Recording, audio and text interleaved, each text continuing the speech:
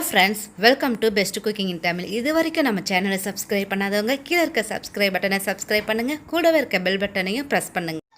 இன்றைக்கி நம்ம 2 விதமான தோசை ரெசிபி தாங்க பார்க்க போகிறோம். ஒன்று குட்டீஸுங்களுக்கு பிடிச்ச மாதிரி கோன் தோசை, இன்னொன்று சூப்பரான சுவையில் நமக்கு காரசாரமான ஒரு எக் தோசை பார்க்க போகிறாங்க. வாங்க இது எப்படி செய்யலாங்கிறதும் பார்க்கலாம். குட்டீஸுங்களுக்கு ரொம்பவும் பிடிச்சமான ஒரு கோன் தோசை தான் இன்றைக்கி நம்ம ஊற்ற போகிறோம். அதுவும் நம்ம ஹோட்டல் ஸ்டைலில் ஊற்ற போகிறாங்க. இதுக்கு ஃபஸ்ட்டு 1 கப் அளவு தோசை மாவு எடுத்து வச்சுக்கோங்க. இப்போ நம்ம அடுப்பு ஆன் பண்ணி ஒரு தோசைக்கல் வச்சுருக்கோம். தோசைக்கல் நல்லா ஹீட் ஆன பிறகு கொஞ்சம் போல் லைட்டாக எண்ணெயை தடவி விட்டுருங்க. தோசை வரலாட்டினா, அப்படி இல்லைன்னா கொஞ்சம் போல் வெங்காயத்தை கூட லைட்டாக எண்ணெயை வச்சு நல்லா தடவினா தோசை நல்லா வரும். ஸோ ஃபஸ்ட்டு நான் ஒரு 1.5 கரண்டி அளவுக்கு நான் தோசை மாவு ஆட் பண்ணிக்கிறேன். ஆட் பண்ணிவிட்டு இதை கொஞ்சம் நல்லா நைஸாக நம்ம இதை வார்க்கணும். ஸோ அப்போ தான் அது நமக்கு கோன் நமக்கு நல்ல மொறுமொறுப்பு தன்மையாக இருக்கும். எந்த அளவுக்கு உங்களால் நல்லா நைஸாக இது பண்ண முடியுமோ அந்த அளவுக்கு பண்ணிக்கோங்க.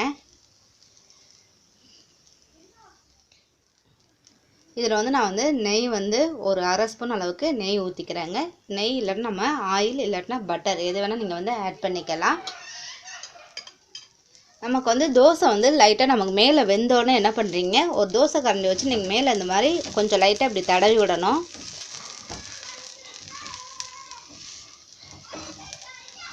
அதே மாதிரி நம்ம கோன் செய்கிறனால நமக்கு இது என்ன ஆகணும்னா நம்ம சுற்றணும். ஸோ அதுக்கு நமக்கு என்ன பண்ணணும்னா நடுவில் சென்டர்லேருந்து ஒரு கத்தியை வச்சு நல்லா லைட்டாக இப்படி இப்படி கோடு போட்டுக்குங்க. கொஞ்சம் லைட்டாக வெந்தும் போதே நீங்கள் போட்டுக்கிட்டீங்கன்னா நமக்கு அந்த இது அழகாக இப்படி வந்துடும். இப்போ இதுக்கு நமக்கு இன்னும் கொஞ்சம் இது நல்ல மொறுவலாக வரணும். பாருங்க, இந்த மாதிரி தோசை நமக்கு நல்லா முருகலாக வரணும். ஸோ அப்போ தான் குழந்தைங்க சாப்பிடும்போது நல்லா நமக்கு மொறுமொன்னு அவங்களுக்கும் பிடிச்ச மாதிரி இருக்கும். ஸோ இப்போ என்ன பண்ணுறீங்கன்னா நல்லா லோ ஃப்ளேமில் வச்சுருங்க. வச்சுட்டு இது என்ன பண்ணுறீங்க, இதை நம்ம பாதியாக கட் பண்ணி வச்சுருக்கோம் பார்த்தீங்களா, அதுலேருந்து இப்படி என்ன பண்ணணும், நம்ம கொஞ்சம் ஹீட்டாக தான் இருக்கும், கொஞ்சம் பார்த்து பண்ணுங்கள். இது அப்படியே நம்ம கோன் போல் நம்ம இப்படி மடக்கணுங்க. கொஞ்சம் சுடும், நம்ம அது இல்லாமல் கொஞ்சம் மொறுவலாக இருக்கறனால நமக்கு இந்த மாதிரி வரும். பாருங்க, இந்த மாதிரி நமக்கு வந்துருங்க. இதே மாதிரி நீங்கள் வச்சு கொடுக்கலாம். இதில் நீங்கள் என்ன பண்ணலாம், இதே தான் பண்ண முடியும். இதில் மசாலா லைட்டாக வேணால் தடவிட்டு கூட கோன் பண்ணலாம். மற்றபடி எது பண்ணாலும் நம்ம இது மாதிரி சுத்தம் போது என்ன பண்ணால் ஆனியன் தோசை இது மாதிரி பண்ணிங்கன்னா கீழே உதிர்ந்து விழுந்துடும். ஸோ இந்த மாதிரி குழந்தைங்களுக்கு ஒரு அருமையான கோன் தோசை ரெடி பண்ணி கொடுங்க. அடுத்து நம்ம ஒரு அருமையான எக் தோசை செய்ய போகிறோம். அதுவும் ஒரு டிஃப்ரெண்ட் ஸ்டைலில் செய்ய போகிறாங்க. வாங்க அது எப்படி செய்யலாங்கிறத பார்த்துடலாம். இப்போ நம்ம எக் தோசை ஊற்றுறதுக்கும் நமக்கு தோசைக்கல் நல்லா ஹீட்டாக இருக்குது. ஸோ இதிலே நான் என்ன பண்ணுறேன், 1.5 கரண்டி அளவுக்கு நான் மாவு ஊற்றிக்கிறேங்க. ஊற்றிட்டு இதை நல்லா நைஸாக இது பண்ணிடுங்க.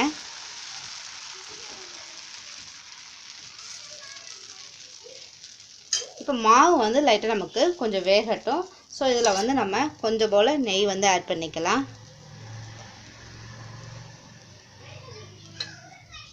இப்போ நமக்கு மேலே கொஞ்சம் மாவு வெந்த பிறகு இதில் நான் ஒரு 1/2 ஸ்பூன் அளவுக்கு சில்லி சாஸ் ஆட் பண்ணிக்கிறேன். சில்லி சாஸ் உங்களுக்கு எவ்வளோ வேணுமோ அந்தளவுக்கு ஆட் பண்ணிக்கங்க. கொஞ்சம் குழந்தைங்களுக்கு கொடுக்குறதா இருந்தால் ரொம்ப ஆட் பண்ண வேணாம், ஏன்னா கொஞ்சம் காரமாக இருக்கும். ஸோ லைட்டாக ஆட் பண்ணிக்கோங்க. இப்போ நான் குழந்தைங்களுக்கு கொடுக்குறதுனால நான் ரொம்ப கொஞ்சம் லைட்டாகவே ஆட் பண்ணிக்கிறேன். இதே பெரியவங்க சாப்பிட்றவங்க ஸ்பைஸியாக விரும்புகிறவங்களுக்கு நீங்கள் ஒரு 2 ஸ்பூன் அளவு கூட நீங்கள் இதை போடலாம். இப்போ இது மேலே நம்ம என்ன பண்ண போகிறோம், கொஞ்சம் போல் ஆனியன் லைட்டாக தூவி விட்டுக்குங்க.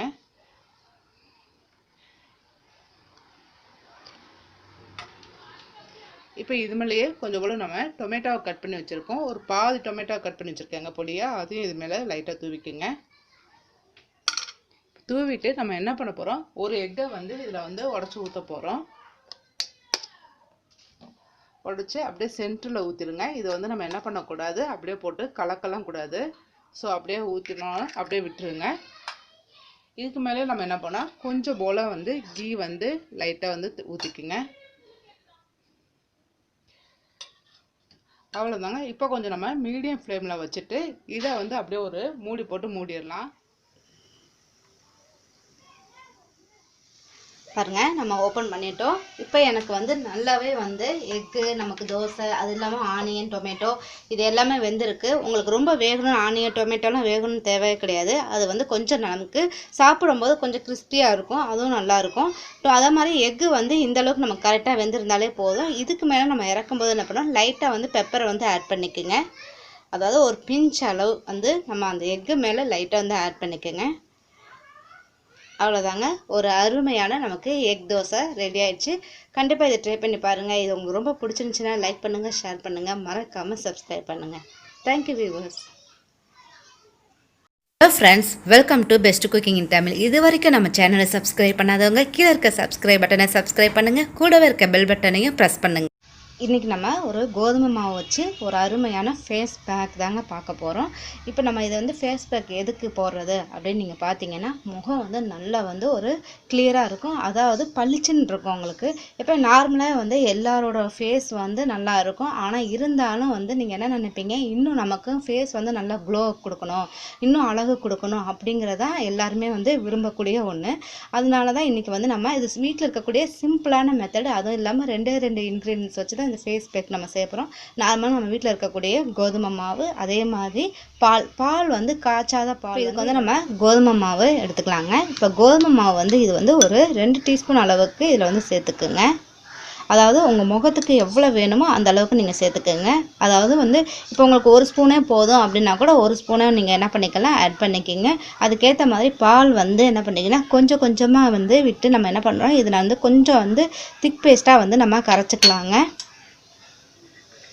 இது என்ன பண்ணுறீங்கன்னா, எப்போவுமே எந்த ஒரு ஃபேஸ் மாஸ்க்கு போடுறதா இருந்தாலும் சரி, நீங்கள் என்ன பண்ணுறீங்க, ஃபஸ்ட்டு ஃபேஸை வந்து நல்லா வந்து ஒரு கிளியராக வாட்டர் வந்து நல்லா வாஷ் பண்ணிடுங்க. முகத்தை வாஷ் பண்ணிட்ட பிறகு தான் நீங்கள் என்ன பண்ணுறீங்க, எந்த ஒரு பியூட்டி ரெமெடி நீங்கள் ரெடி பண்ண பிறகு அதை வந்து முகத்தில் வந்து அப்ளை பண்ணணுங்க. அப்போ தான் உங்களுக்கு முகம் வந்து நல்லாயிருக்கும். இல்லைன்னா முகத்தில் நமக்கு சின்ன சின்ன ஏதாவது ஒரு தூசி இது மாதிரி இருக்கும், அது கிளியர் பண்ணுறதுக்காக தான் நம்ம ஃபஸ்ட்டு வந்து வாஷ் பண்ணிக்கிறது.